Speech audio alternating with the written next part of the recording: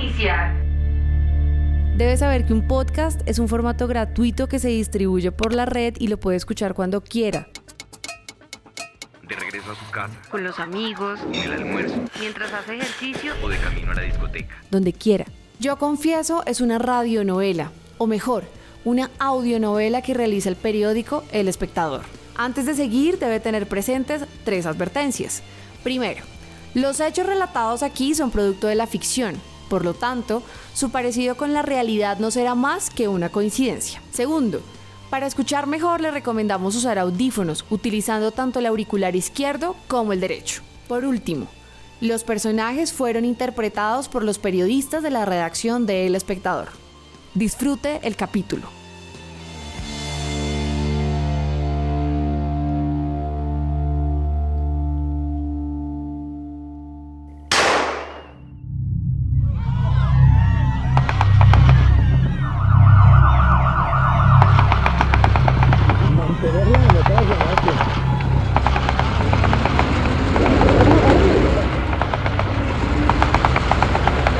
Por favor, que nos ayuden, que cese el fuego. La situación es dramática.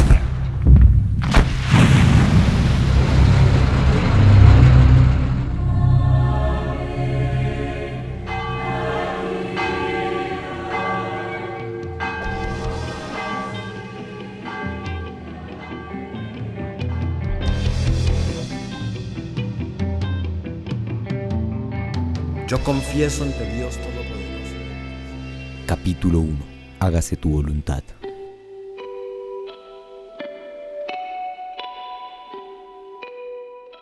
Digamos que todo fue una mentira, que todos y cada uno de los detalles de esta historia que voy a contar han estado manchados de mentiras. La primera, tal vez, para hablar en términos cronológicos, es que hace muchos años dejé de creer en Dios.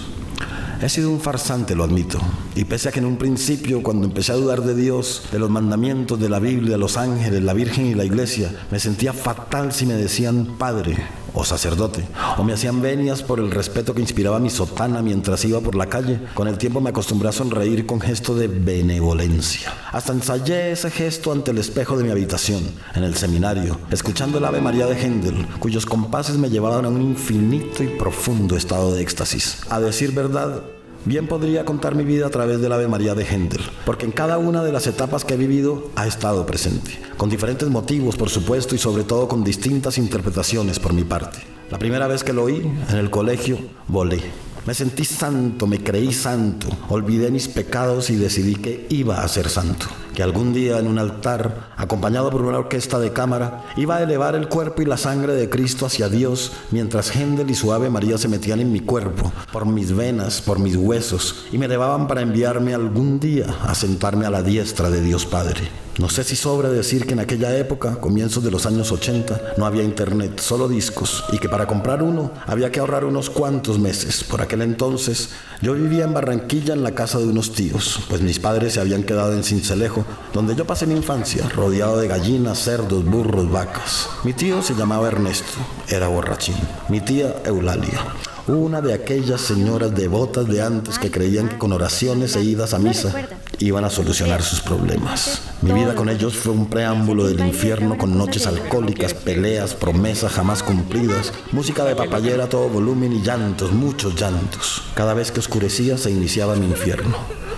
Un infierno que mi tía recordaría toda su vida. Porque tu tío, mijo, ese hombre solo pensaba en bailar y en tomar. Tú lo recuerdas, pero no creas, porque cuando tú te fuiste todo eso empeoró. Me decía que el baile y el trago eran cosas de Dios, santificaba todo, hasta las cosas que le daban placer. Con el tiempo, ese poco de fiesta, la bulla y el licor lo fueron nublando, o eso creo yo, y empezó a ser violento, pero cada vez lo era más y más. Es que para ese tiempo ya tú te habías ido, y un día le dije que ya yo no quería nada, ni más fiesta, ni baile, ni nada, que lo que quería era irme, y así hice. Me fui y lo dejé para siempre. Entonces volvían los empujones, las correteadas, las tiradas de puertas, los insultos, los agarrones, y yo tratando de taparme los oídos, dudando de todo, de mí, de ellos, del mundo, del licor. Hoy creo que aquella vida, algún pecado que me marcó por siempre y con el que me hice el idiota, y el misticismo del Ave María de aquella mañana cuando tenía 14 años, me empujaron al seminario, al sacerdocio y a todo lo que hice después. En una palabra, Huí.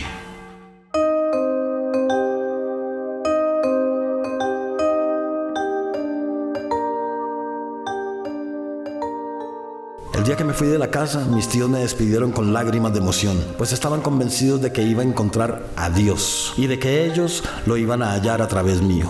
Yo los perdonaría por todos sus pecados, que por aquel entonces no sabía cuáles eran, por supuesto. Y por intermedio mío, el Papa los perdonaría, y por intermedio del Papa, y por fin, Dios les daría su bendición. Antes de irme me invitaron a que me sentara con ellos en la sala. Me pidieron que hiciera silencio. Shh.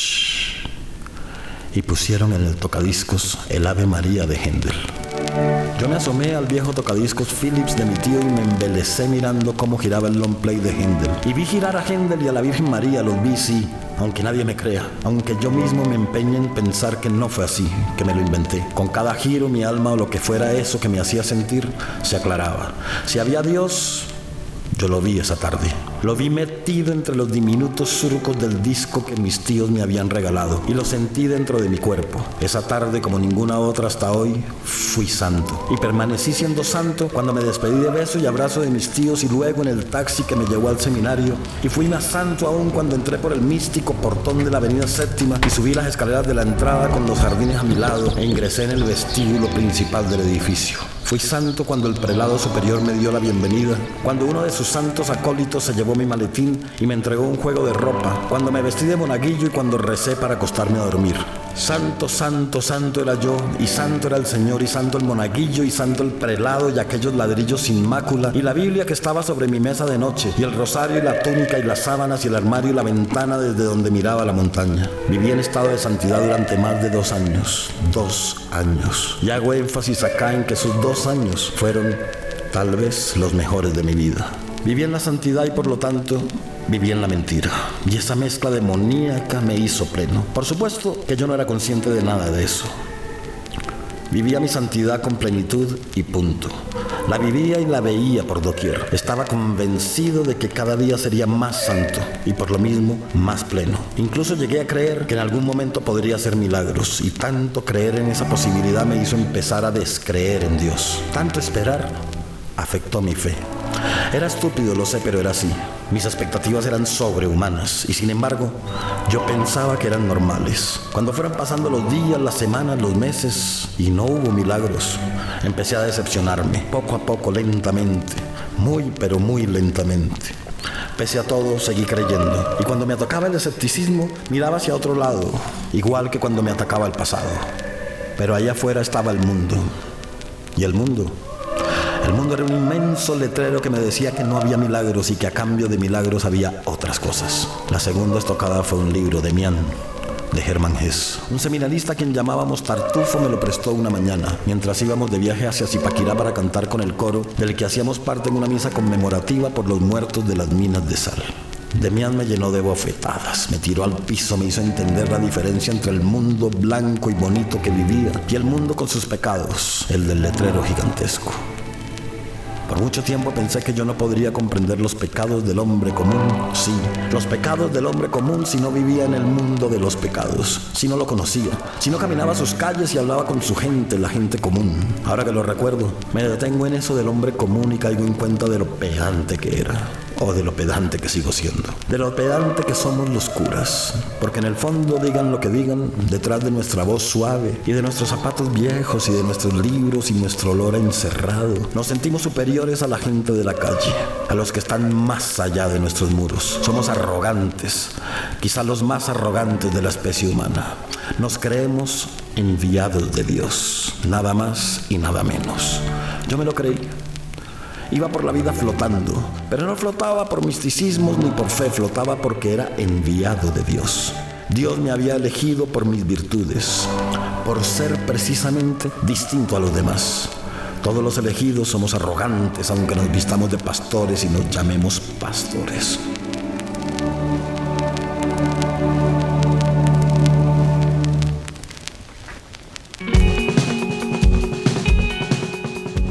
Un sábado de permiso después de la oración de matines, le propuse a Tartufo que bajáramos a la ciudad, que la palpáramos, en lugar de visitar a nuestras familias. Tenemos que saber de qué está hecha la gente común para poder comprenderla, Le dije.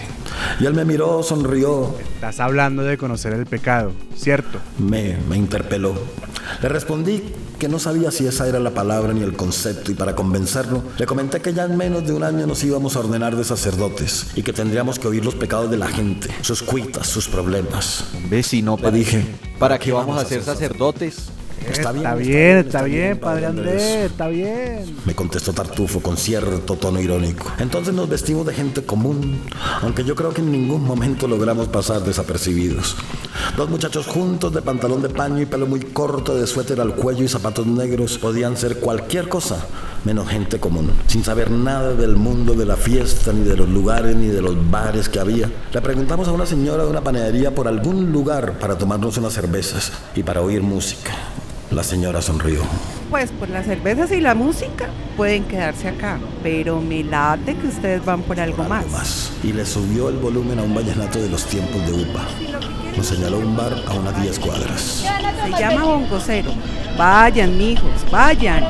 Acá los espero. Mañana me cuentan, nos dijo. Cuando llegamos, había unas 4 parejas diseminadas en mesas alrededor de un rectángulo de madera con luces encima. Sonaba algo en inglés que ni Tartufo ni yo reconocimos. Nos sentamos ante una mesa redonda y un señor vestido de negro con corbatín blanco nos preguntó qué queríamos. Buenas noches, caballeros, ¿cómo están? Dígame, ¿qué necesita? ¿Qué es lo que quiere el día de hoy? Amigo, 2 cervezas. Gracias, le dijo Tartufo. El señor nos miró con cara de querer decirnos algo más, pero como que se arrepintió y a la vuelta nos trajo las 2 cervezas. Tartufo le pagó y el señor volvió a mirarnos con gesto de extrañeza. Bueno, pero pues acá es como un poquito caro para tomar cerveza, ¿no creen? Ya les traigo las 2 cervezas. Igual el show empieza más o menos en media hora. Pues, si se quieren quedar. Tartufo y yo lo miramos como si hablara en mandarín. Nos miramos nosotros dos y tomamos un sorbo de cerveza. En toda mi vida apenas me había tomado media cerveza como mucho. Me repugnó. Sentí que bajaba por mi garganta y se metía en mi estómago con estelas de fuego. Quise escupir. Sin embargo, en medio de mi atragante, comencé a reírme porque Tartufo se veía peor que yo. Le pregunté si quería que nos fuéramos, pero me contestó que no, que estuviera tranquilo. Ahí la llevaremos, me dijo, después de tragarse el poco de cerveza que había mantenido en la boca un rato. Se reclinó hacia atrás, abrió las piernas y miró hacia el techo. La verdad es que la vida del pecado no me parece muy divertida, agregó. Y se echó a reír con una risa que parecía de demonio a veces y otras de payaso de calle. Así estuvimos un rato, hasta que se apagaron las luces y la música y el hombre del corbatín se paró en el centro del rectángulo de madera y anunció que iba a comenzar el show. Con ustedes, lo que nunca han visto, lo que jamás van a olvidar y lo que no los va a dejar dormir. Ella es Vanessa. Sonó un redoblante y un reflector iluminó hacia una puerta de donde salió una mujer vestida de plumas y lentejuelas, con una sonrisa plena y un caminar como de avestruz. El redoblante acabó y se fue apagando para darle paso a una guitarra eléctrica y después a una canción en inglés, que luego vine a saber era Satisfaction, de los Rolling Stones. Tartufo abrió los ojos como 2 platos, se sentó en el borde de su asiento. Yo lo observaba. O más que observarlo, lo vigilaba.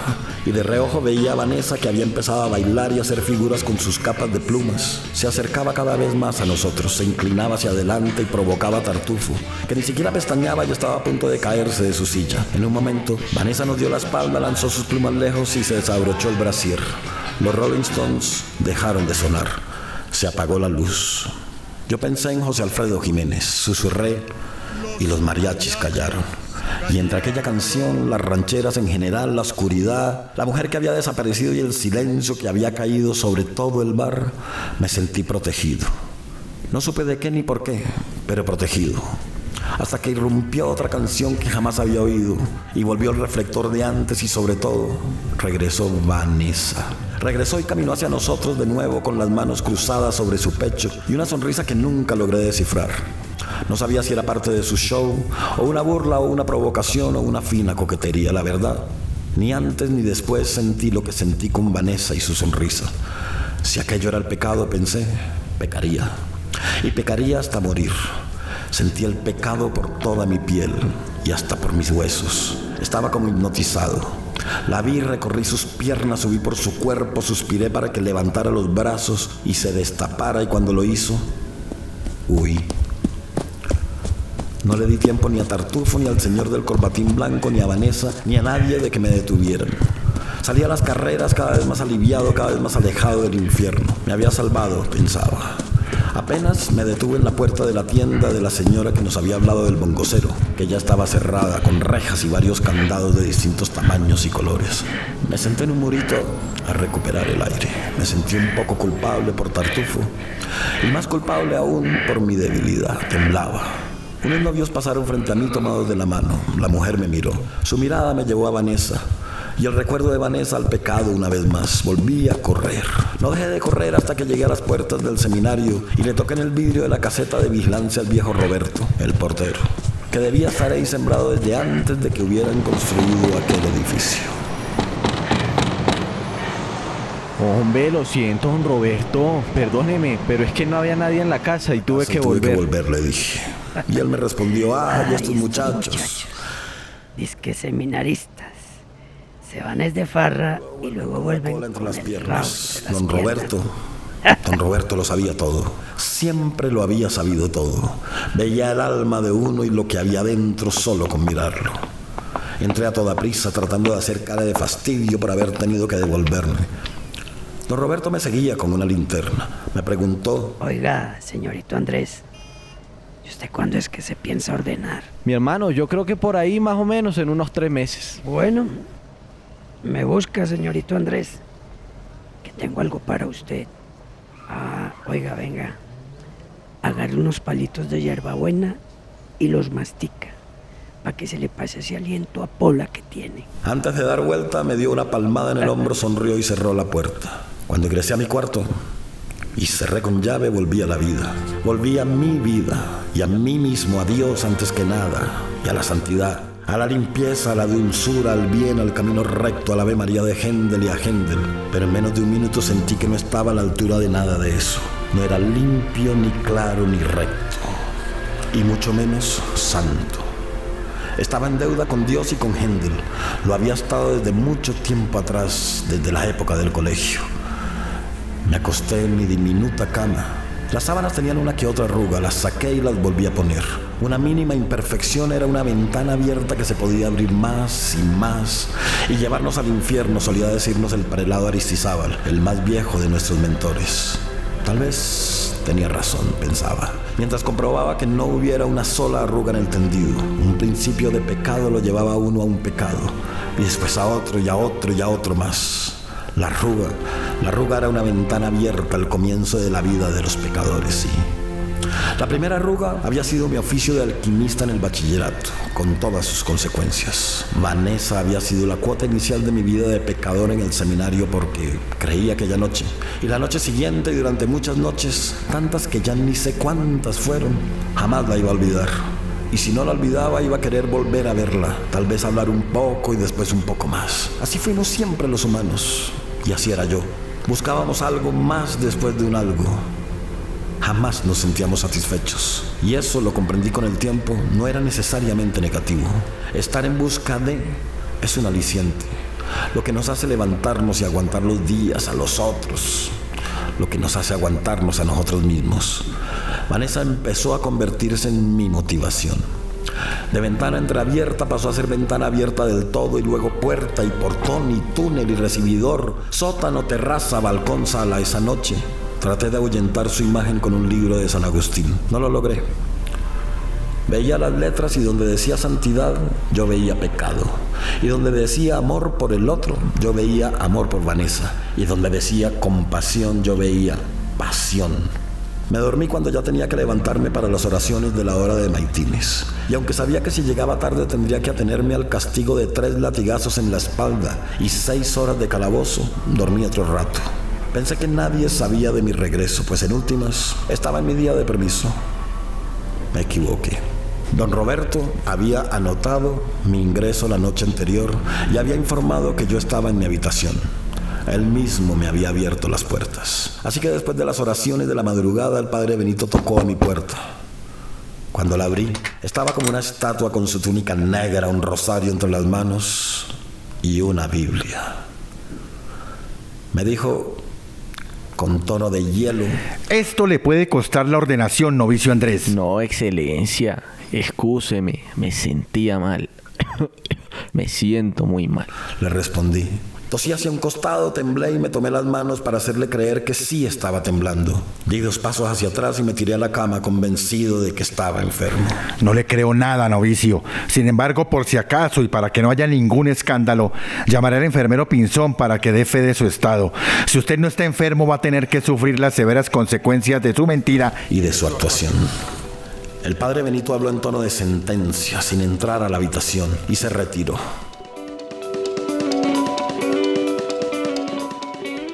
Cuando dejé de escuchar sus pasos, salí a toda prisa por el lado opuesto del pasillo por el que se había marchado.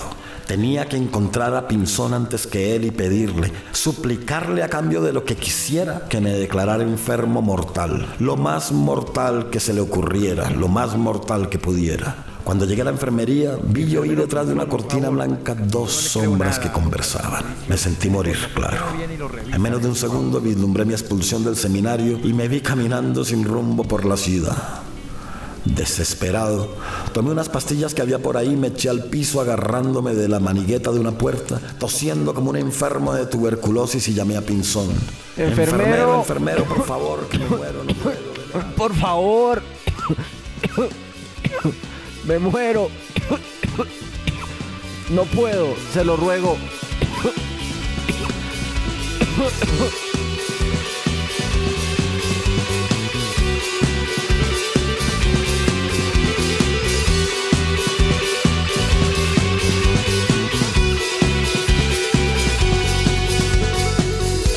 En el siguiente capítulo, me salió un líquido entre verdoso y café que más que un vómito parecía un escopitajo. Pinzón y el padre Benito corrieron a socorrerme. Intentaron levantarme, me echaron aire. Y porque a decir verdad, a mí nuestro padre me había dejado caer en la tentación. Es más, me había empujado a caer en ella. Nunca supe si para probarme o para reírse de mí. Vanessa era el nombre de mi primera tentación de amor. Fuera lo que fuera aquello. Mi tentación original, la mirada original. Mi nombre es Lucrecia Sandoval. Yo lo necesito a usted más que nadie en el mundo en este momento. Gracias. Muchas gracias por estar acá. Acabo de llegar a esta clínica por un dolor en el vientre. Pero en un mes nada iba a cambiar, pensé. Y más que pensar, me justifiqué y en medio de mis justificaciones le dije a la señora Sandoval que me contara lo que necesitara contarme. Que yo era solo oídos. Y que el señor...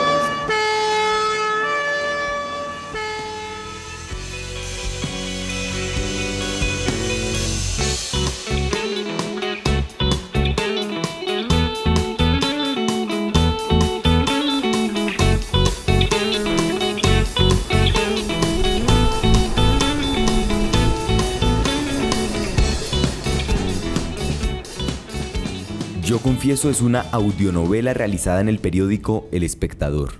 En este capítulo, Fernando Araujo Vélez fue el narrador, Andrés Osorio el padre Andrés, Joseph Casañas Tartufo, Hugo García el padre Benito, Olga Lucía Barona la señora de la panadería, Iván Muñoz el mesero de El Bongocero, Nelson Sierra don Roberto, Germán Gómez el tío Ernesto y Estefanía Pardo Donado la tía Eulalia. En este episodio se usaron los siguientes sonidos: el Ave María de Händel, la pava congona de Andrés Landero, Satisfaction de los Rolling Stones, homenaje a los embajadores de Wanda, Kenia, One Vision de Queen, Living on a Prayer de Bon Jovi, La hija de nadie de Yolanda del Río, Los tequileros de los Tigres del Norte, You Shook Me All Night Long de AC/DC, Ella de José Alfredo Jiménez, Don't You Forget About Me de Simple Minds, y el audio del ex magistrado Alfonso Reyes Echandía en la toma del Palacio de Justicia de la cadena Todelar. Además, algunos sonidos son de fonotecas de música y efectos gratuitos. La música oficial es de Montaña, una banda de rock bogotana que está buenísima y que pueden conocer con el link que les dejamos en los comentarios. La idea original es de la sección de Cultura del Espectador: Laura Valeria López, Laura Camila Arévalo, Joseph Casañas y Fernando Araujo Vélez.